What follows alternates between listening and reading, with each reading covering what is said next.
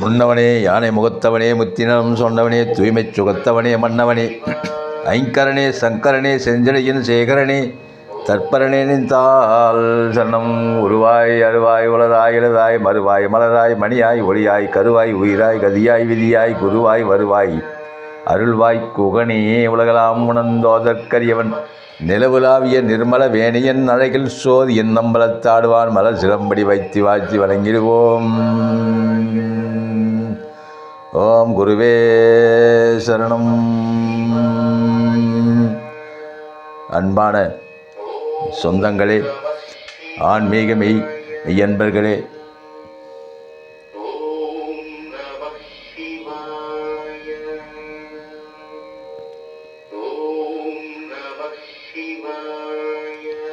இன்று செவ்வாய்க்கிழமை 8/10/2024 குரோதி ஆண்டு புரட்டாசி மாதம் 22ஆம் தேதி.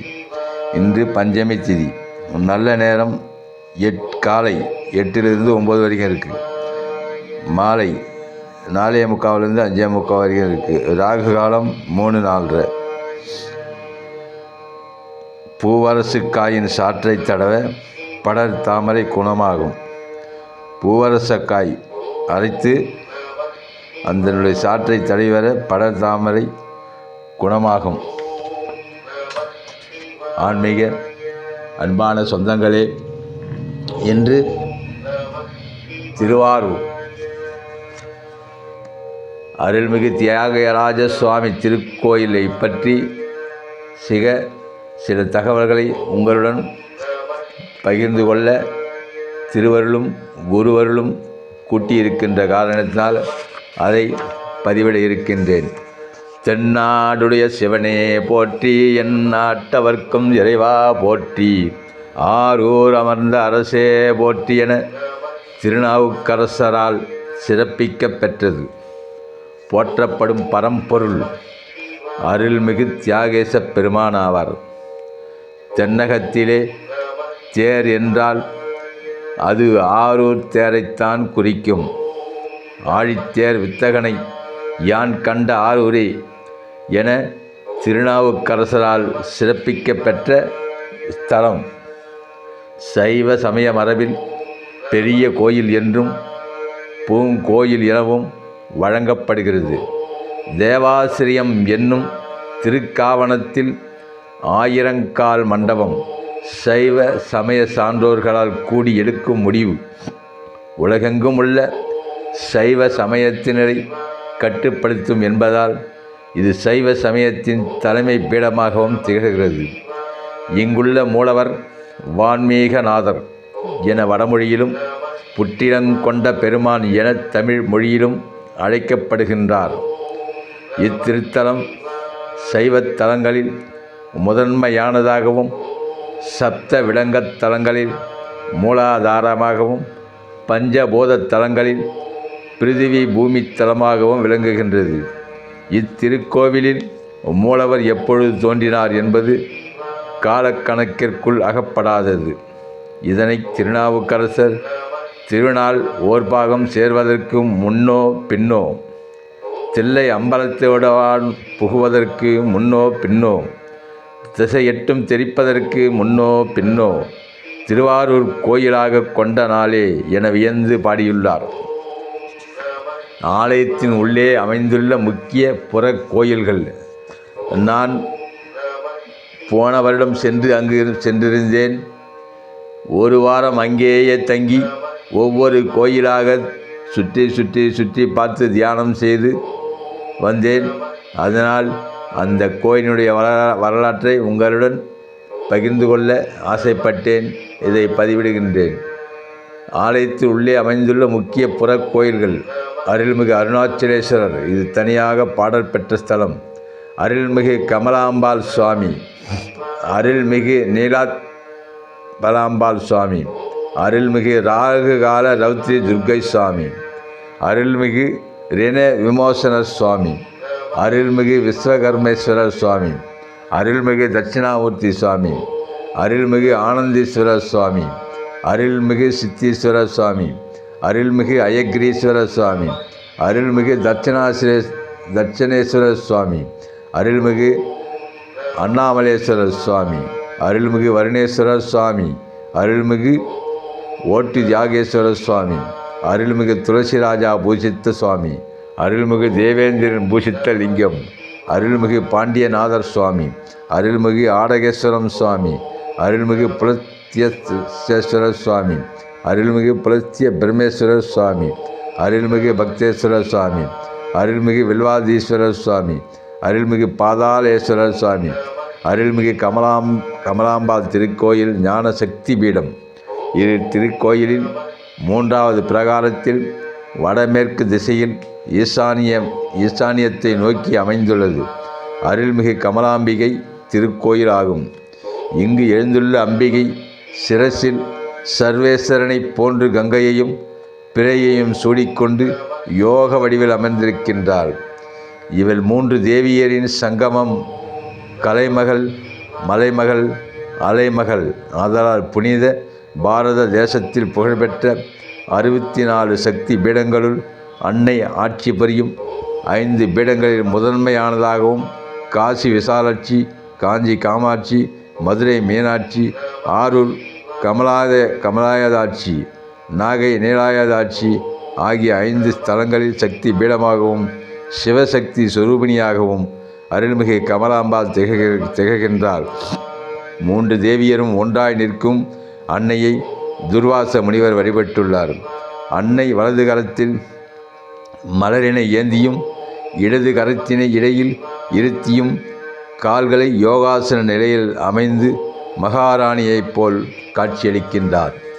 இவளின் அருளை வியந்து திருவாரூர் பிறந்த இசை மும்மூர்த்திகளில் ஒருவரான முத்துசாமி தீட்சிதர் நவவார்ண கீர்த்தனை பாடியுள்ளார். அன்னையின் தவத்தினால் வான்மீக நாதரே புற்றிடங்கொண்ட பெருமான் இத்தலத்திற்கு எழுந்தருளியுள்ளார். இத்தலத்தில் அருள்மிகு கமலாம்பாள் திருக்கோயில் தனி கொடிமரம், தனி திருமதில் கொண்டு திருக்கோயிலாக உள்ளது. மிகவும் சிறப்புடையதாகும். ஆடிப்புற விழா அம்பாளுக்கு மிகுந்த சிறப்புடன் கொண்டாடப்பட்டு வருகிறது. ஆடி வெள்ளி, தை வெள்ளிக்கிழமைகளும் சிறப்பாக கொண்டாடப்படுகிறது. 54 நாட்கள் 17 முறை ஒன்றிய மனதுடன் அன்னையை வலம் வந்தால் வேண்டியவர்க்கு வேண்டுவனவற்றை தந்து அருள்பாலிப்பாள் அன்னை கமலாம்பிகை. 57 நாட்கள் 17 முறை ஒன்றிய மனத்துடன் அன்னையை வலம் வந்தால் வேண்டியவர்க்கு வேண்டுவனவற்றை தந்து அருள்பாலிப்பாள் அன்னை கமலாம்பிகை. கல்வியும் ஞானமும் பல்வகை போகமும் கட்டழகும் செல்வமும் நன்மையாலும் திரளரசு நன்ன மைந்தருக்கு சித்தியும் மத்தியும் நாடியுனை பல்வகை பக்தி புரிவோர் கருளும் பராசக்தியே. மோனதவமிருக்கும் ஞானச் செல்வி சக்தி பீடங்களுள் ஞான சக்தி பீடமாக போற்றப்படுவது. அதனால் அட்சரங்களையே உயிரெழுத்துக்கள் பீடமாக வலப்புறம் சரஸ்வதியையும் இடப்புறம் கொண்டு விளங்குகின்றார் அருள்மிகு கமலாம்பாள். எனவே தான் ஸ்ரீ வித்தையின் அம்சமான உச்சிஷ்ட கணபதியும் இந்த சன்னதியில் எழுந்தருளியுள்ளார். சரஸ்வதியின் குருவான அயக்ரீஸ்வரர் பூஜிக்கப்பட்டது இத்தலம். சிவசக்தி சுரூபிணியான ஸ்ரீ கமலாம்பாள் லலிதா சகஸ்ரநாமத்தின் வடிவமாக விளங்குகின்றார். எனவேதான் சகல கலைகளிலேயும் கல்வியையும் வேண்டி ஸ்ரீ கமலாம்பாள் மீது கர்நாடக சங்கீத மும்மூர்த்திகளில் ஒருவரான முத்துசாமி தீட்சிதர் நவாவர்ண கீர்த்தனையான பாடினார். ஞானமே வடிவாக விளங்கும் அன்னை கமலாம்பாள் கல்வியையும் கலைகளையும் தர வேண்டி ஞான தீபம் ஏற்றுவோம், அட்சர தீப அர்ச்சனை செய்வோம். இது நம்முள்ளும் நம் குழந்தைகளுக்குள்ளும் ஞான வேள்வியை தூண்டும் தீபமாக அமையும். அருள்மிகு அல்லியங்கோதை நீலோத்பலாம்பாள் இதுவும் திருக்கோயிலுக்குள் அமைந்த தனி கோயிலாகும். இங்கே அம்பாள் 2 கரத்துடன் ஆதிசக்தியாக காட்சி தருகின்றார். பெயர் அல்லியங்கோதை, வடமொழியில் நீலோத்பலாம்பாள் என்பர். வேறு எங்கும் காண இயலாத தனிச்சிறப்புடன் அம்பாள் காணப்படுகிறார். அம்பாளுக்கு அருகில் ஒரு தோழி நிற்கிறார். அவர் தோளில் முருகப்பெருமான் அமர்ந்துள்ளார். தோழியின் தோளில் அமர்ந்துள்ள முருகப்பெருமானின் தலையை தொட்டு தடவி கொடுப்பது போல் திருமேனி அமைந்துள்ளது. இவ்வாறான திருவுருவம் வேறு எங்கும் காண இயலாதது. கருவறையில் பள்ளி அறையும் அமைந்தது தனித்தன்மை பெற்று விளங்குகிறது. அருள்மிகு ரௌத்ரி துர்க்கை அம்மன் எரிசின கொற்றவை. அருள்மிகு ரௌத்ர துர்க்கை அம்பாள் திருமண வயதை எட்டிய குமரி பெண்களுக்கும் ஆண்களுக்கும் நெடுநாட்களாக திருமணத் தடையை நிவர்த்தி செய்யவே ராகுகால நேரத்தில் தன்னை அர்ச்சனை செய்வோருக்கு குறை தீர்த்து அருள்பாலிக்கின்றார். திருவாரூர் ஆலயத்தில் 8 துர்க்கை ஸ்தலம் உள்ளது. அதில் முதல் பிரகாரத்தில் மகிஷாசூரமர்த்தினி பிரதான துர்க்கையாகவும், அதற்கு அங்கமாக முதல் பிரகாரத்தில் 3ம் 2ஆம் பிரகாரத்தில் 4ம் கமலாம்பாள் சன்னதியில் 1ம் சேர்த்து ஆக 8 துர்க்கையாக உள்ளது. அஷ்டதுர்க்கை என பெயர். சாரதா நவராத்திரியில் இவர்களுக்கு விசேஷ பூஜையுண்டு. தியாகராஜ ஆலயத்தில் தெற்கு பிரகாரத்தில் தனி கோயிலாக உள்ளது ரௌத்ர துர்க்கை. இந்த சன்னதியில் ராகு காலத்தில் அர்ச்சனை செய்பவர்களுக்கு நினைத்த காரியங்கள் முடித்து அருள்பாலிக்கின்றார் அம்பிகை. பெயர் காரணம் ருத்ராம்சம் அதிகமாக உள்ளது என்று அர்த்தம். தோளில் சூலம் இருப்பதால் ரௌத்ர துர்க்கை என சொல்லப்படுகிறது. பொதுவாக ஜோசிய ரீதியில் ராகுவிற்கு அதிதேவதை பத்ரகாளி துர்க்கை என்று சக்திகள் சொல்லலாம். ராகு தோஷங்களில் தான் ஆண் பெண் விவாகங்கள் தடைபடுகிறது. பாக்கி தேவதைகளுக்கு உள்ளது போல் தனிக்கிழமைகள் இல்லாததால் ராகு கேதுவிற்கு நாட்களில் நேரத்தை பிரித்துள்ளார்கள். அந்த வேளைகளில் துர்க்கைக்கு அர்ச்சனை ஆராதனை செய்வதால் காரியம் சித்தி அடைகின்றது, தோஷங்கள் விலகுகிறது. பொதுவாக வெள்ளி, செவ்வாய், ஞாயிறு கிழமைகளில் இந்த சன்னதியில் பிரார்த்தனை ஆராதனைகள் நிறைய நடக்கின்றன. தமிழில் அம்பாளுக்கு எரிசின கொற்றவை என பெயர் வழங்கி வருகிறது. இவளின் சிறப்பும் ஆற்றலையும் சம்பந்த முனிவர் திருவாரூர் புராணம் என்ற நூலில் மாயவன் தனக்கு முன்னம் முனியளித்த ஆரூர் தூயவனை வணங்கி அங்கு துர்க்கையை விதித்தியினால் தம்பித்து ஆய்மலர் தூரி அன்பால் அர்ச்சனை புரியின் மன்னா, நீ உழந்தனில் இன்று நினைத்து முடியும் என்றால் என போற்றியுள்ளார். இதனால் தியாகேசருடன் இங்குள்ள துர்க்கையை வழிபட்டால் தடைப்பட்ட திருமணம், அரசு பதவி முதல் அரசியல் பதவி வரை எண்ணியது எண்ணியவாறு நிறைவேறும். ஆடி மாதம் ராகு பெயர்ச்சி மற்றும் ஆடி வெள்ளிக்கு லட்சார்ச்சனை நடைபெறுகிறது. ராகு பகவானின் அதி தேவதையான ராகு கால துர்க்கை அம்மனை லட்சார்ச்சனை செய்து வழிபட்டால் ராகு தோஷ நிவர்த்தி பெறும். இத்தலத்தில் அமைந்துள்ள நவக்கிரகங்கள் பக்தர்களின் குறை தீர்த்தருளும் வண்ணம் உள்ளது. 9 கிரகங்களும் தியாகராஜ சுவாமிக்கு கட்டுப்பட்டு தங்களின் வக்கிரங்களை குறைத்து கொண்டு ஒரே வரிசையில் தென் திசையிலுள்ள தியாகராஜ சுவாமி கோயில் நோக்கி அமைந்துள்ளது. மேலும் இங்குள்ள நவக்கிரகங்கள் வடமேற்கு மூலையில் அமைந்தாலும் சிறப்பு பெறுகின்றது. இதனால் கிரகங்களின் வக்கிரகங்களால் பாதிக்கப்படும் பக்தர்கள் திருவிளக்கிட்டு இங்கே வேண்டிக் கொண்டு அருள் பெறுகின்றனர். இத்திருக்கோயில் சிவ ஆலயங்களின் மூலாதார ஸ்தலமாக திகழ்கின்றது. இங்குள்ள நவக்கிரகங்கள் சிவலிங்கத்தை அடுத்து வரிசையாக அமைந்திருப்பது மற்ற சிவாலயங்களை காட்டிலும் தனிச்சிறப்பாகும். நவக்கிரகங்கள் அனைத்தும் தியாகராஜ சுவாமிக்கு கட்டுப்பட்டது. ஆதலால் இங்குள்ள நவக்கிரகங்கள் அனுக்கிரக நவக்கிரகங்கள் ஆகும். ஆகையால் பக்தர்கள் பலரும் வழிபட்டு நற்பயனை அடைகின்றார்கள். அருள்மிகு ரிண விமோசனர். இந்த ருண விமோசனரை 11 ஞாயிற்றுக்கிழமைகளில் ஞாயிற்றுக்கிழமை, திங்கட்கிழமை அல்லது வெள்ளிக்கிழமைகளில் அர்ச்சனை அபிஷேகம் செய்து வழிபட வேண்டும். ஒவ்வொரு மாதமும் அமாவாசை தினத்தில் சுவாமிக்கு சிறப்பு பால் அபிஷேகம் செய்து வழிபடலாம். தெற்கு திசை நோக்கி அருள்பாலிக்கும் அருள்மிகு ரிண விமோசனர் பெருமான் தன்னை வேண்டி அமாவாசை தினத்தன்று அபிஷேகம் உப்பு மிளகு காணிக்கை செய்யும் பக்தர்களுக்கு தங்களுடைய தீராத நோய்களையும் தங்களுடைய நெடுநாள் தீராத வராத கடன் தொல்லைகளையும் தீர்த்து வைக்கிறார். இதில் என்ன ஆச்சரியம் என்றால், உப்பு காணிக்கையினால் பிரகாரம் சற்றே அரித்து இருந்தாலும் பெருமானுக்கு எந்தவித பாதிப்பும் இல்லாத திவ்ய லிங்கமாக ருண விமோசனர் விளங்குகின்றார். அருள்மிகு விஸ்வகர்மேஸ்வரர் இத்திருக்கோயிலின் 2ஆம் பிரகாரத்தில் வடப்புறம் அமைந்துள்ளது. இவ் ஆலயமாகும் விஸ்வகர்ம வழிபட்ட சிவலிங்கம் இங்குள்ளது.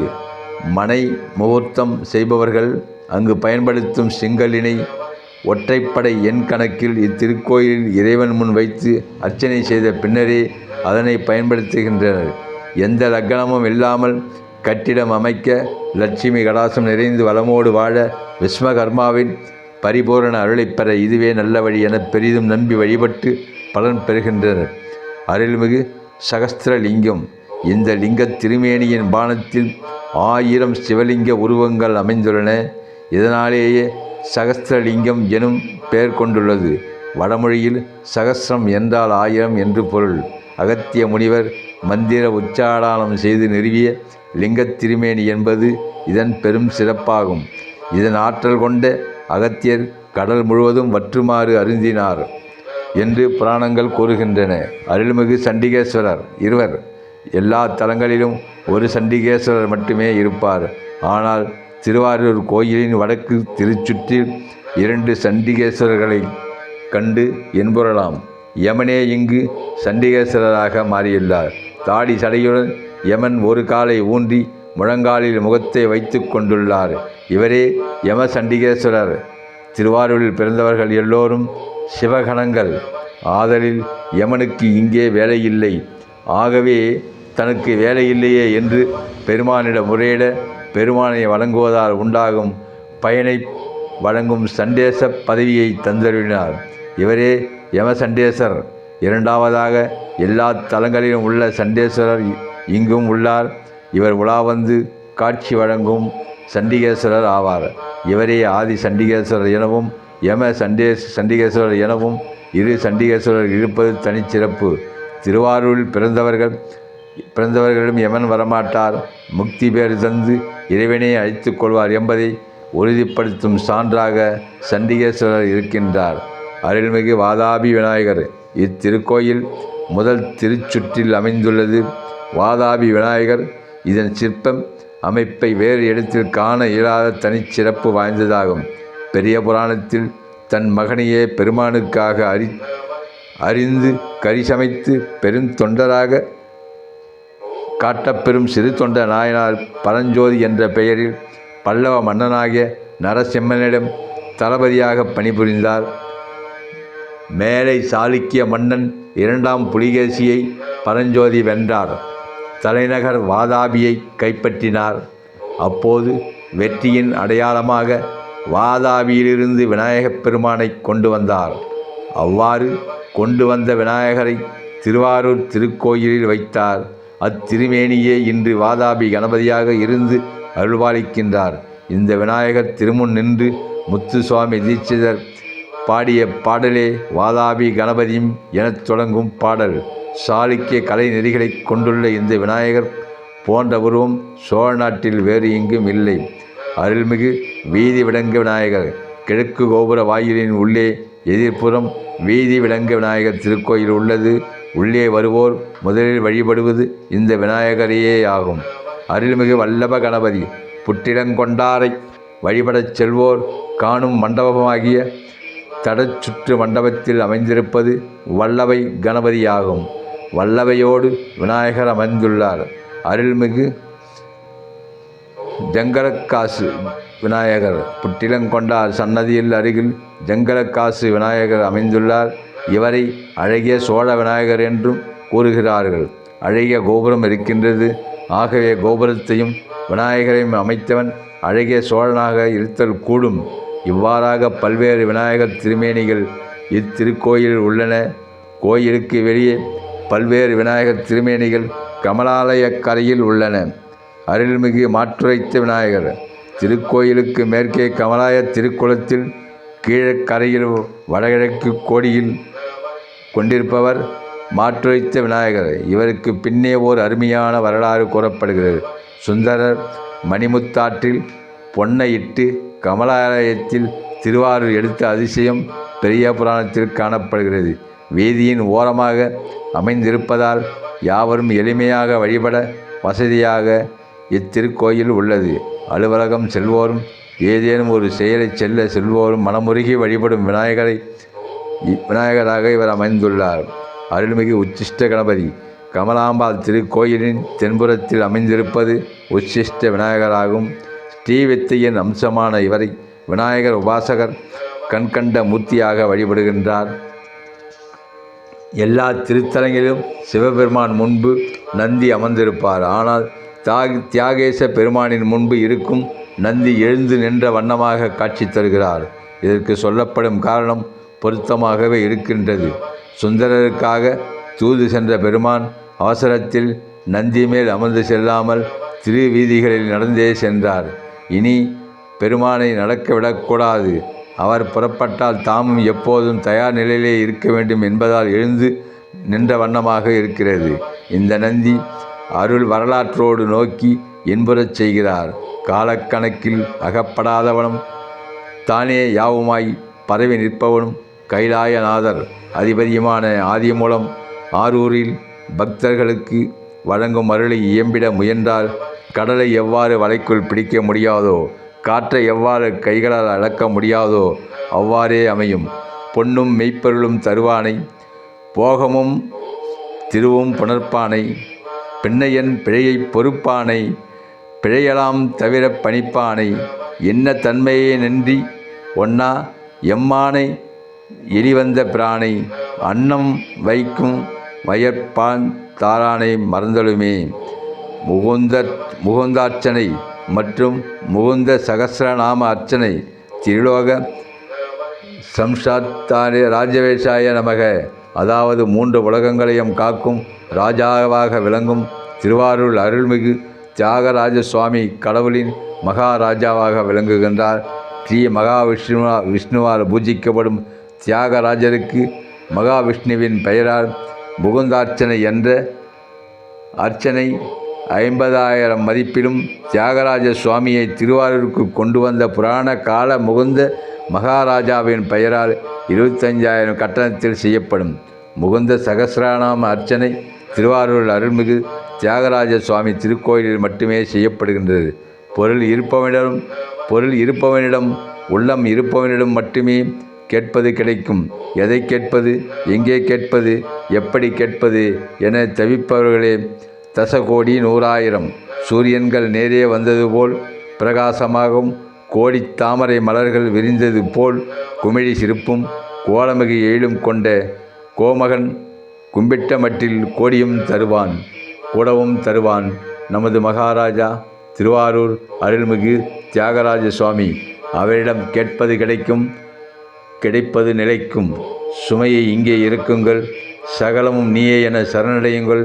போகமும் செல்வமும் புகழும் பெருமையும் அவன் தருவான் என்று இதன் அடுத்த தொடர்ச்சியை நாளை ஆன்மீகம் அறிவோம் என்ற தலைப்பில் பதிவிட இருக்கின்றேன். அன்பானவர்களே, ஆன்மீக மெய்யன்பர்களே, ஆன்மீக சொந்தங்களே, இன்று இந்த பதிவினை நீங்கள் இதுகாரும் பொறுமையாக கேட்டதற்கு உங்கள் பொற்பாதங்களை வணங்கி என் சிரம் தாழ்த்தி வணங்கி கேட்டுக்கொள்கிறேன். இது உங்களுக்கு பிடித்திருந்தால், இந்த பதிவு உங்களுக்கு பிடித்திருந்தால் சப்ஸ்கிரைப் செய்யுமாறு மிகவும் தாழ்மையுடன் கேட்டுக்கொள்கிறேன். வணக்கம்.